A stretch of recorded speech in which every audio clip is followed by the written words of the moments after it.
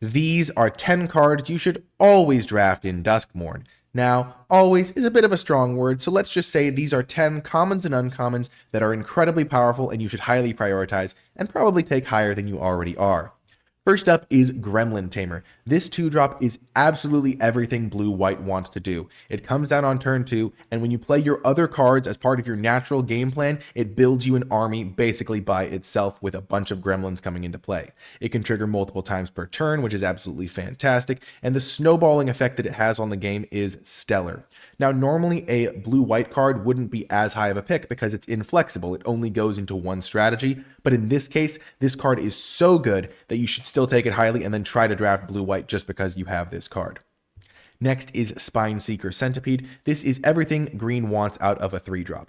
It's going to help smooth your draw, so it'll guarantee you hit your 4th land if you play this Spineseeker Centipede. It can fix your colors, so if you're missing a color, it can find the one you're missing. It can help enable splashes, so it can help you play more powerful cards that you find in other colors. And also in the mid to late game, it's going to grow. It's going to be a 3/3 Vigilance, which is going to demand a trade, and it's going to be a nice sized attacker. In the early turns, a 2/1 can attack and block reasonably well, trading off with your opponent's cards that they're going to have in the early game. And overall, this is just the exact card green wants at 3 mana and is a card you should take highly.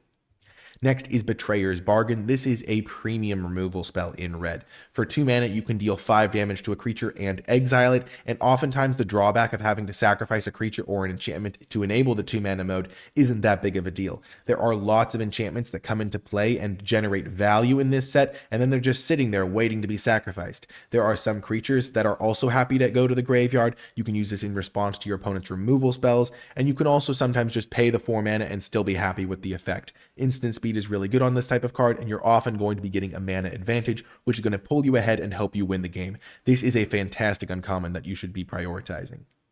Next is Unable to Scream. This is a blue common that looks like other commons in the past that haven't been very good, but this one addresses the issues of previous downsides that were seen in this sort of card, which is another way of saying this card is really, really nice. It is great when you're a slower deck because you can answer your opponent's problematic cards for just 1 mana, which gives you the ability to both answer a threat and still have mana left over to start enacting your own game plan, and also has synergy in the set with cards that care about enchantments coming into play.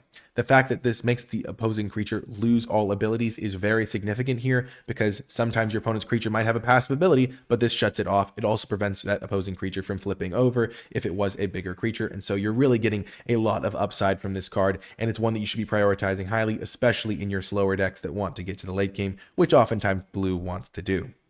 Next is Under the Skin. This is a really great value card for green. Just a nice 2-for-1 card. You get to play it, get back your best permanent from your graveyard, and also get a nice little creature for your troubles. It's really nice that you can help fill your graveyard as well to enable other synergies with this card, because Manifest Dread will let you put 1 card into the graveyard in addition to manifesting the other one as a 2/2 creature, and you're getting a nice little card that greases the wheels and might not look overwhelmingly powerful, but really just does everything you want. It scales great with the game because the cards you get back get better, and overall this is a card you should be taking very highly, and it should be pulling you into green because you want to play this if you have it.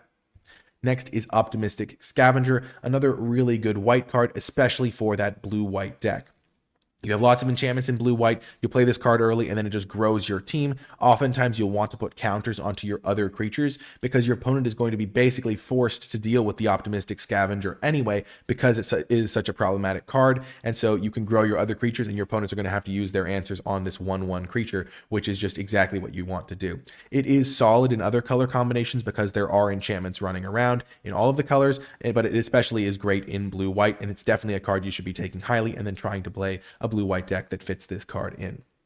Next is Unnerving Grasp. This is a really flexible, really powerful card. You're getting a 2/2 creature. You're getting to bounce a non-land permanent to its owner's hand. This can bounce your own permanents, so if you have a really good room or something with a good enters the battlefield effect, you can reset that card and get even more value from it. And overall, it's just everything you want from a 3-mana spell. You can pull yourself ahead if you are trying to win a game on tempo. It can help stabilize you if you're behind and bounce your opponent's creature and help get you a little blocker to help stabilize. And overall, just does exactly what you want and is a card that you should really be taking highly.